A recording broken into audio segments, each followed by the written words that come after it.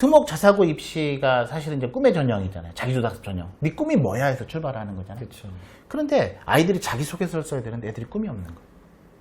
그러니까 자기소개서를 못 쓰는 거예요. 자기 소설을 쓰는 거겠죠. 그래서 고민하기 시작했어요. 어떻게 하면 아이들에게 꿈을 심어줄 수 있을까? 가슴 설레는 꿈을 만들어줄 수 있을까? 이런 고민을 하기 시작했죠.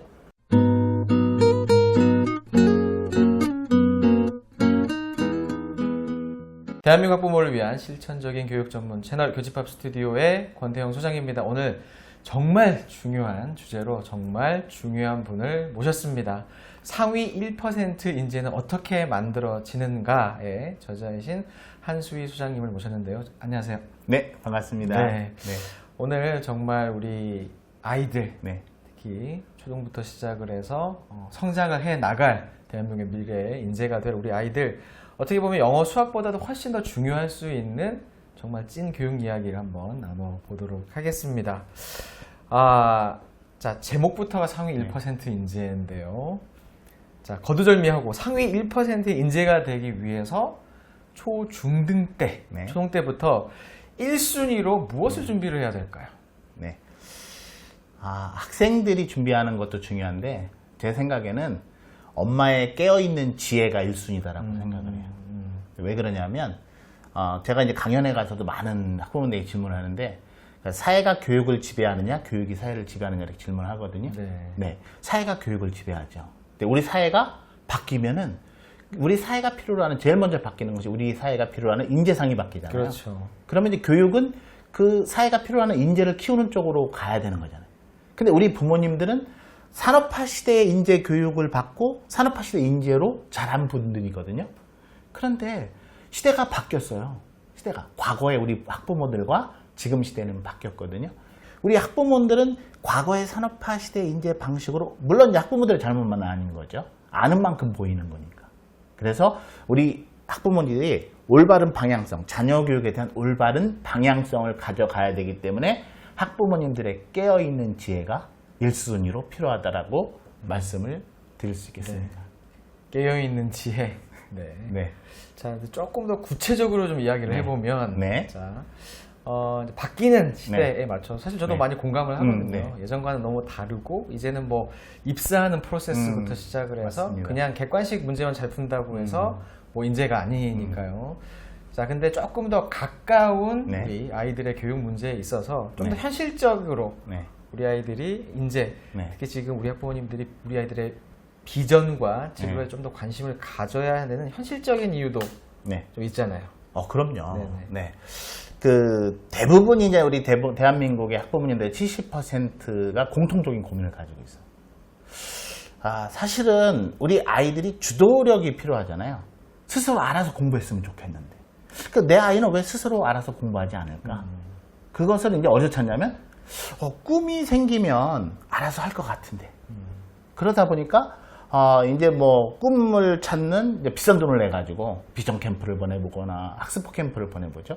그런데 사실은 아이들이 갔다 와서 변한 것 같아요. 그런데 정확하게 3주가 딱 지나면 더도 말고 원래 내 아이로 딱 돌아오는 거죠. 그러면 초등학교 때 아이들과 중학교 때 아이들이 다른 점은 저는 이런 거라고 생각해요. 그러니까 공부에 영향을 미치는 건 두 가지 요소라고 생각하거든요. 첫 번째는 뭐냐 하면 재미고 또 하나는 동기예요. 그러니까 초등학교 때는 재미 요소만 있으면 공부를 잘해. 애가 이제 공부를 잘 해왔어요. 성적을 잘 받아왔어. 그러면 부모님도 인정해주고 선생님도 인정해주고 칭찬을 해줘. 그러니까 애가 이게 좋으니까 선순환 구조가 이루어져. 근데 중학교 공부는 재미가 한계성을 드러내잖아요. 그러면 여기서부터는 동기가 있는 아이들이 치고 나가거든요. 그러니까 주도력을 갖춰야 되기 때문에 그러면 주도력을 갖추려면 내가 왜 공부해야 되는지 이유를 알아야 되잖아요. 그것을 진로에서 찾아야 된다고 말씀드리고 싶은 거죠. 자, 그렇죠. 학습에 대한 동기. 저도 되게 많이 공감이 되는 게, 초등 때는 좀 이렇게 티가 안 나는 것들이 많죠. 근데 중등부터 시작, 사실 고등은 말할 것도 없죠. 재미로만 공부할 수가 없으니까. 그럼요. 힘들어진 상황에서 뭔가 본인의 꿈, 목표가 있어야 된다. 자, 그런데 다 공감을 하실 거예요, 문제는. 근데 과연 어떻게 아이한테, 이미 목표가 있는 아이라면 뭔가 나름의 그게 뭐 부모님이 좋아하든 안 좋아하든 간에 그렇죠. 목표가 있는 아이라면 그래도 조금 그런 부분을 이제 거기서 출발하면 될 텐데 네. 목표가 없는 아이, 꿈이 없는 아이, 사실 제일 힘든 아이죠. 네. 이런 아이들을 어떻게 하면 꿈을 좀 갖게 네. 만들어줄 수가 있을까요? 저는 이제 그 부분에 대해서는 좀 제대로 된 진로 탐색과 비전 탐색의 기회를 줘야 된다고 생각해요. 그러니까 왜 그러냐면 아이들이 주로 이제 학교에서 진로 검사 많이 하잖아요. 근데 진로 검사를 하면 어떤 프로세스를 하냐면 애들이 진로 검사를 해요. 그리고 나면 선생님들이 얘들아 진로 검사 결과지 나왔다. 이거 가져가서 엄마랑 같이 봐라 라고 애들을 나눠줘요.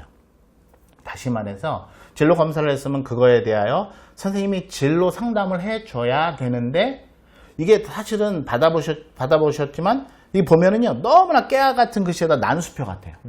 네. 그러다 보니까 엄마도 그걸 보면서 뭐 해석할 방법이 별로 없으니까 이거 뭐야? 그래서 잠깐 보고 에이 하고 내비둔다.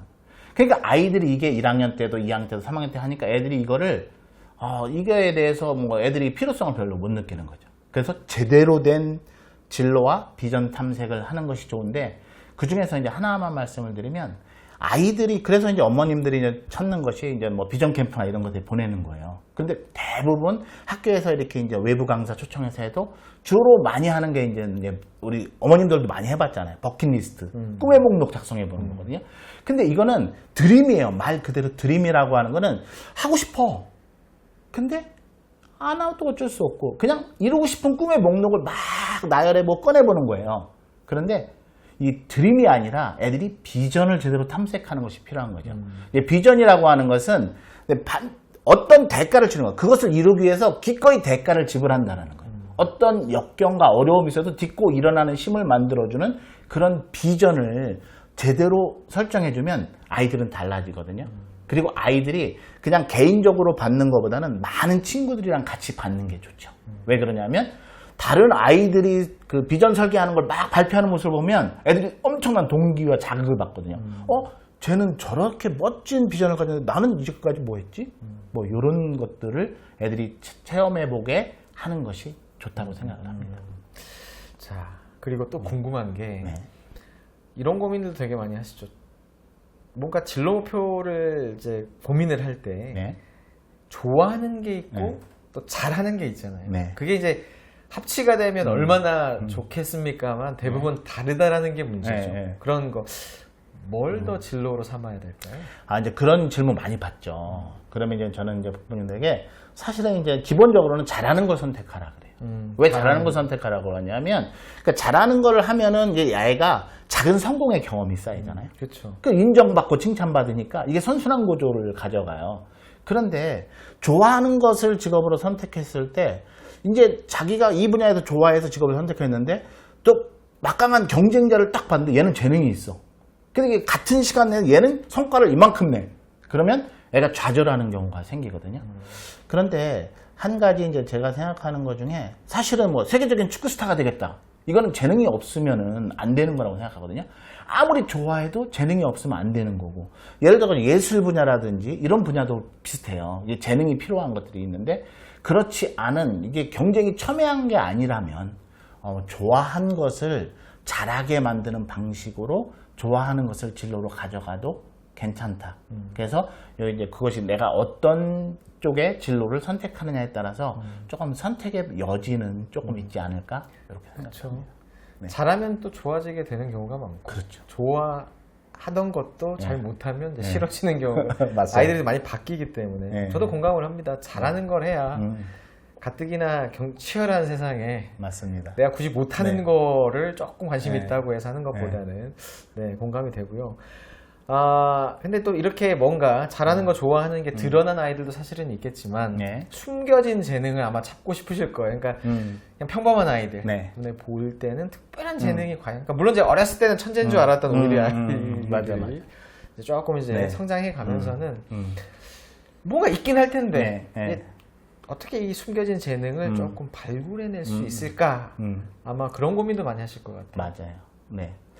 그 아이들의 숨겨진 재능을 어떻게 찾는 것이 좋으냐? 이것은 이제 이렇게 그 멘토가 제자인 프로테제 그러니까 뭐 이제 멘티라고도 하죠. 를 대할 때 마음 자세에서 조금 이제 이렇게 벤치마킹을 하면 좋을 것 같아요. 멘토가 프로테제를 대할 때 마음 자세가 어떤 것이어야 되냐면 이 세상에 태어난 모든 사람이에요. 장애인을 포함한 모든 사람은 남들보다 뛰어난 한 가지 이상의 재능을 가지고 태어났음을 확신하는 거예요. 그리고 그 아이의 모습에서 그걸 찾아주려고 노력하는 자세거든요. 그럼 그걸 누가 가장 잘할 수 있냐면 첫 번째 부모님과 선생님이 잘할 수 있다는 거죠. 그리고 3순위는 이제 친구들이겠죠. 친구들도 잘할 수 있어요. 네, 그런데 물론 이제 스스로 찾아가는 아이들도 있죠. 네, 그런데 이제 예를 들어서 이제 진로 적성 검사 중에서 이런 좋은 툴이 있어요. 조아리의 창 뭐 이런 게 있어요. 이게 이제 예를 들어서 이제 플레디저 카드를 가지고 하는 것들도 있는데 거기서 이제 자기가 잘하는 것을 카드로 이렇게 이제 고르게 돼 있어요. 고르게 되는데 이제 예를 들어서 엄마랑 나랑 같이 하는 거예요. 그러니까 내가 생각하는 내가 잘하는 거를 9장을 고른다라든지. 그럼 엄마가 생각하는 내 아들이 이걸 잘해, 내 딸이 이걸 잘해, 이걸 엄마가 선택을 해보는 거예요. 그거를 가지고서 이제 비교해보는 거예요. 공통점으로 나온 게 있는지. 그러면 공통점으로 나온 거면 아무래도 본인이 잘한다라는 것과 부모가 잘한다는 게 공통점이 아무래도 좀 캐치하기가 좋겠죠. 그런데 다른 거 있잖아요. 다른 건 서로에게 설명을 해주는 거예요. 엄마, 나는 이런 것 때문에 나 이거 잘한다고 나는 골랐는데, 근데 엄마는 보면서, 아들아, 딸아, 엄마는 너의 이런 모습을 보고 이거 골랐어. 이런 활동을 하다 보면 이제 관심도가 커지는 거예요. 부모도 그렇고, 아이도 그렇고. 그래서 이제 조금 더 그 아이의 모습에서, 자신의 모습에서 잘하는 거를 발견하려는 노력이 아무래도 수반이 되겠죠. 네. 그런 것들도 도움을 받아보는 것도 좋은 방법 중 하나라고 생각을 해요.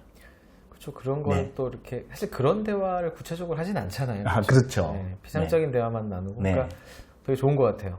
부모가 봤을 때 잘하는 거, 아이 스스로 생각했을 때 잘하는 걸 비교 분석해보는 거. 친구들끼리 아주 친한 친구들은 친구들끼리 해도 좋아요.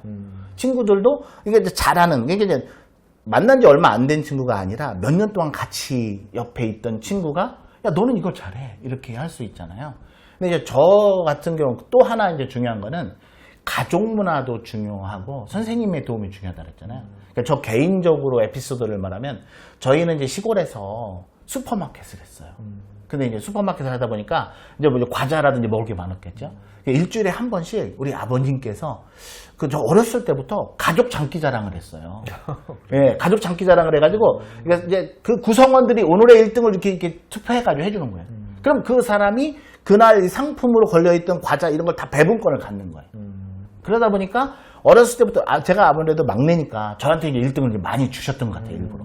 그러다 보니까 남들 앞에서 이렇게 뭐를 시키면 쭈삣쭈삣하는 게 아니라 나서서 뭔가 해보고 이런 걸 주저하지 않는 습성이 있던 것 같고 또 하나는 선생님의 도움이거든요. 이거는 이제 제가 초등학교 5학년 때 이제 웅변대회를 했어요. 전교 웅변대. 근데 저 웅변을 할 때 이제 주로 이제 원고를 다 외워가지고 하는 스타일이었거든요.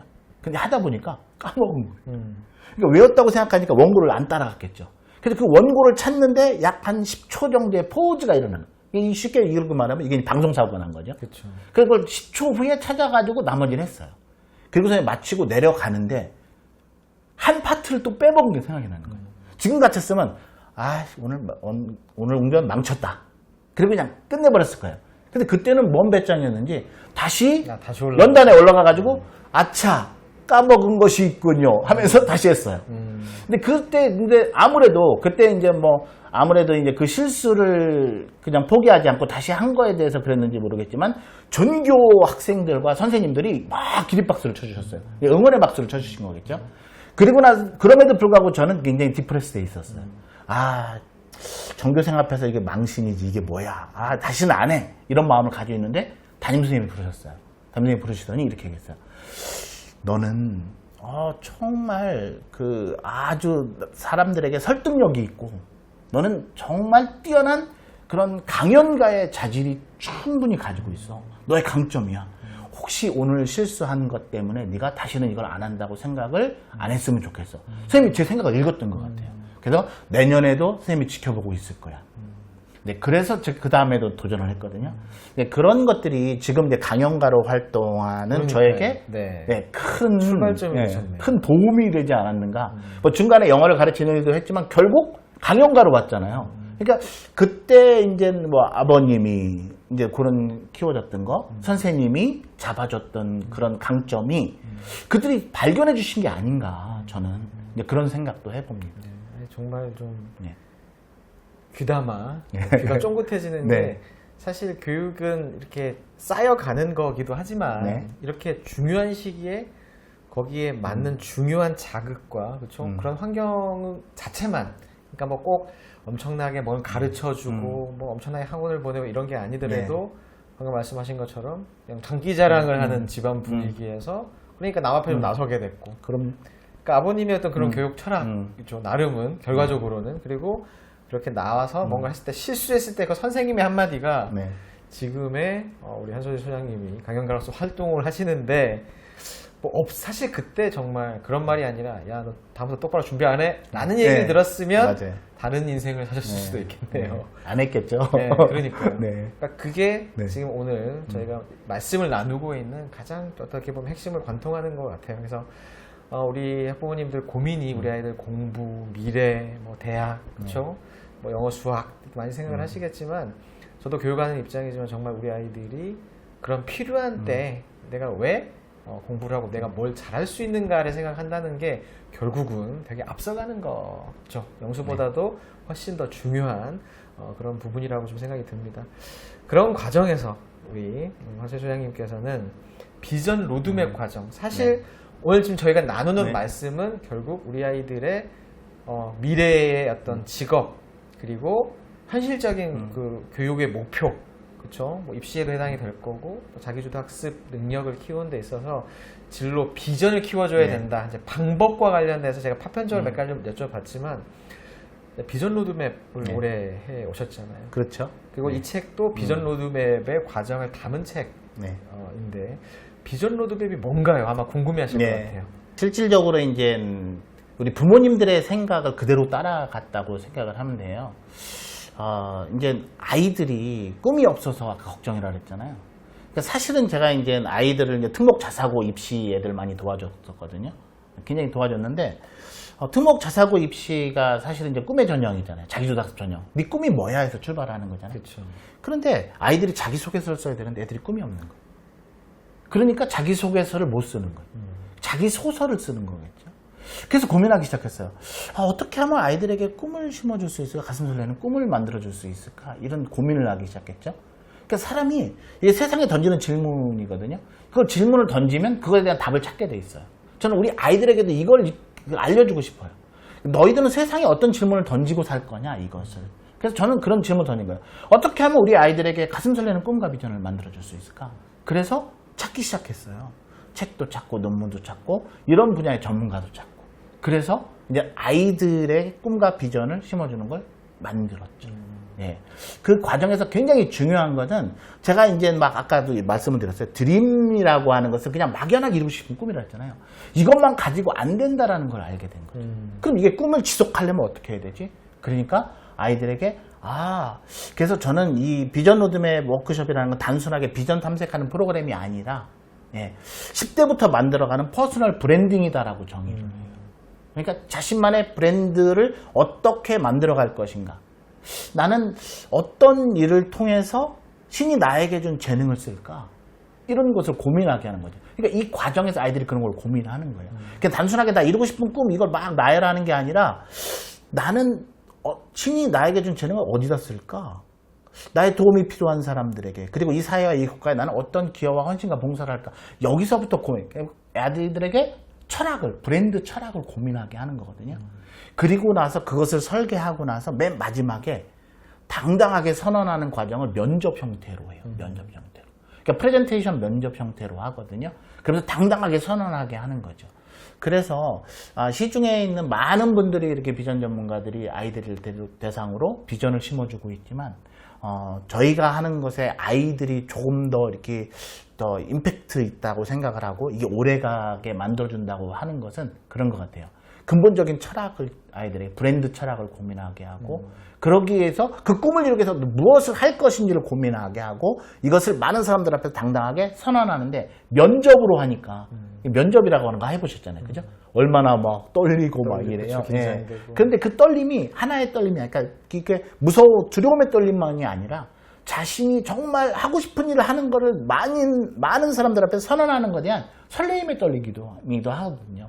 그래서 이런 것들이 조금 더 아이들에게 전체적인 삶의 방향성을 잡아주는데 도움이 되는 과정으로 설계되었다. 이렇게 말씀을 드리고 싶습니다. 사실 그 과정 자체가 고입 자기주도 학습 전형과 네. 대입 학생부 종합 전형이랑 매결같이 하죠. 그렇죠. 네. 완전히 뭐 그 과정을 네. 일치한다고 봐도 네. 뭐 네. 무방하네요. 그래서 학습 동기부터 시작해서 네. 그렇죠. 입시와 관련된 네. 것들 사실 더 근본적으로는 그렇죠. 나 자신의 이게 네. 또 내가 어떻게 살아갈까? 네. 퍼스널 브랜딩이라는 개념으로 한번 생각해보는 계기를 만들어준다. 네. 자, 정말 관심을 가지실 텐데, 네. 자, 그러면 어떻게 할 수가 있을까? 물론 이제 한수 소장님의 비전 네. 로드맵 기회가 되시면 네. 이제 뭐 참여해 보시는 것도 아이랑 같이 뭐 방법일 수 있겠지만, 자, 이 책의 그 자세한 내용을 아마 소개를 해 주셨잖아요. 네네. 네. 한번 그래서 이 책을 통해서 방금 말씀하신 비전 로드맵을 한번 해보고 싶다라고 하는 우리 학부모님들께 이 책의 활용법에 대해서 좀 말씀을 좀 부탁드립니다. 네. 저는 이제 교육 강연가고요. 그러니까 많은 교육 강연가들이 있지만 이제 아이들에게도 이런 질문을 해요. 영어 교사가 되고 싶은 아이가 있으면 너는 어떤 영어 교사가 되고 싶어? 그러면 아이들이 영어를 잘 가르치는 영어쌤이 이렇게 얘기하거든요. 그런데 제가 이렇게 얘기하죠. 그거 말고 수많은 영어쌤과 구별되는 너만의 차별적인 브랜드는 뭐냐고 이렇게 물어봐요. 그러니까 교육 강연가인 저에게도 그렇게 질문을 해요. 교육 강연가인 한수희, 당신은 많은 교육 강연가와 뭐가 다른데?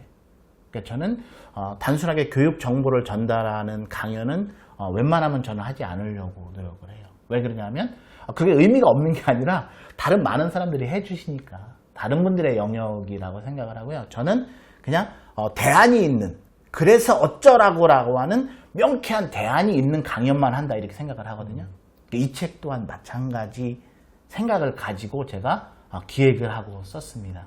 그래서 이 너무나 상세하게 이게 리뷰를 이렇게 써주시는 분들 중에서 이것만 가지고도 충분히 아이와 함께 고민하고 적어보고 할 수 있을 것 같아요. 이런 리뷰가 많이 올라오는데 맞습니다. 중간에 그래서 우리 부모님들이 함께 생각해보고 아이와 고민해보고 적어볼 수 있도록 다 워크시트를 집어넣어 놨고요. 이것을 그대로 따라오면 8시간의 아이들과 저와 함께하는 비전 로드맵 워크숍에서 하는 거와 거의 같은 결과물을 만들 수 있도록 기획을 했습니다. 그래서 어쩌라고라는 것에 대해서 이 책에서도 우리 학부모님들에게 충분한 해결책을 드리려고 노력을 했기 때문에 학부모님들이 학생들과 함께 시간을 내서 함께 고민해보는 시간을 가지면 자녀교육 지침서로서 충분한 효과가 있다고 생각을 합니다. 그 비전 로드맵을 몇 년 동안 진행을 하셨죠?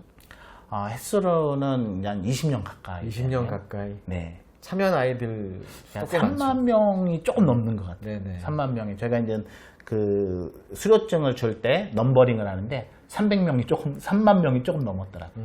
네. 야, 좀 그 긴 시간 동안 네. 또 정말 많은 아이들이 참여한 어떻게 보면 검증된 그런 내용들을 책으로 또 이번에 담아 놓으셨습니다.